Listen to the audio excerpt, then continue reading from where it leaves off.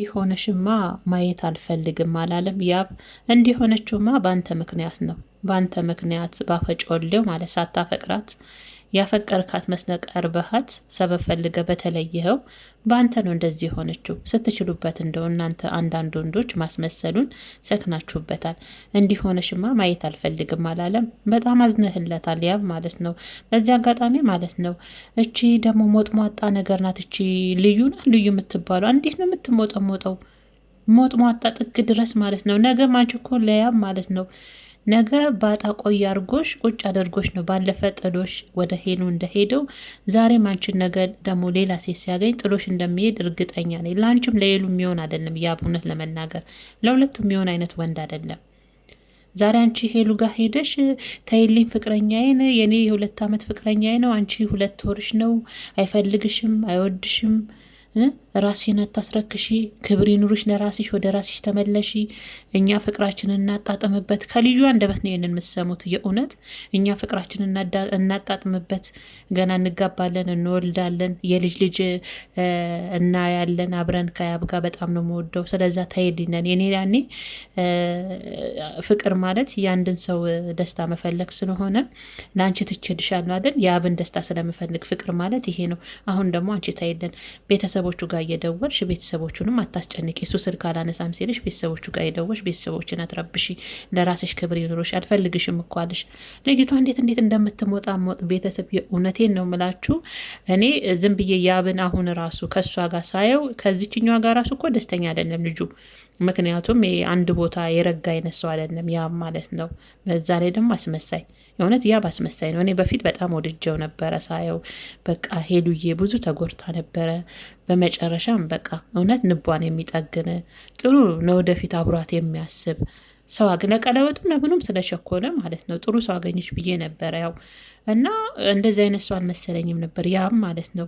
በጣም አስመሳይ ነው፣ የእውነቴን ነው ምላችሁ። ሄሉ ደግሞ በአክሽን ራስሽ ተመለሺ። የእውነት እንደዚህ ራስሽን አታርክሽ። ምንድን ነው በመጠጥ ውስጥ እንደ ወንድ ልጅ ተደብቆ ማልቀስ ቤቱ ዘግቶ? ቤተሰቦችሽስ ይህን ቪዲዮ ሲያዩ ምንድን ነው የሚሰማቸው? ለወንድ ልጅ እንደዚህ መሆን የሚያፈቅርሽና የሚወድሽ ቢሆን እንኳን አሁ በ2 ወር ፍቅር ውስጥ ሄሉ በእርግጥ ለፍቅር 1 ሳምንትም በቂ ነው። ግን ቢሆንም በዚህ ልክ ንብረት የመልሽ መቼም ያብ አግብቶ ማየት አልፈልግም። መቼም ያንቺ አይሆንም። እሞታታለሁ፣ ሞቼ እገኛለሁ። በፍጹም ያብን እወደዋለሁ፣ አፈቅረዋለሁ። አንቺን ገድዬ ያብን እኔን ያደርገዋለሁ። ሄሉን አትመትለው። አንቺን ገድዬ ሄሉን እኔን ያደርገዋለሁ።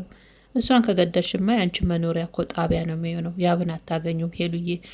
በዚህ ልክ ፍቅር አይመጣም። ወደ ራስሽ ተመለሽ። ሴትነትሽን አስከብሪ። ያረኛ ደከመን። አረ በህግ አምላክ አረው እንዴ!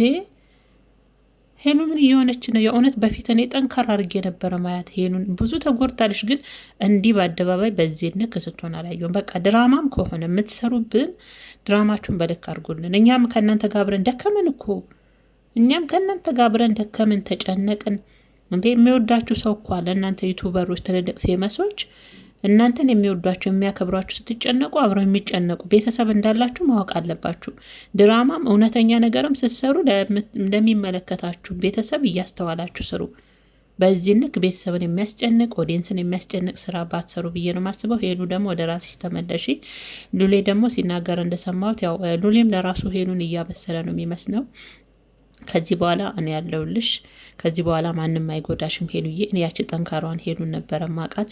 እኔ እንከባከብሻለሁ፣ ከዚህ በኋላ አታለቅሽም እያለ እንግዲህ ሄሉዬን ሽሩሩ ሲል ነው እንግዲህ ሉሌ ያየሁት። በነገራችን ላይ ሉሌ ራሱ ከሄሉ ህይወት ውስጥ መውጣት አለበት። ለወደፊትም አሁን ሉሌ ከሄሉ ህይወት ውስጥ ካልወጣ ተምራበት ድጋሚ ፍቅረኛ ብትይዝ ድጋሚ እንደምትለይ ነው። ምክንያቱም ሄሉ የዋህ ስለሆነች ለፍቅረኛዋም ለጓደኛዋም እኩል ቦታ ነው የምትሰጠው። ያ ደግሞ ልክ አይደለም። ለፍቅረኛ የሚሰጥ ቦታ አለ፣ ለጓደኛ እንደ ጓደኛው የሚሰጥ ቦታ አለ። ለወደፊቷም አደጋ ነው። ሄሉ ጓደኛና ፍቅረኛ መለየት አችልም። ሁለቱንም እኩል ነው የምታየው።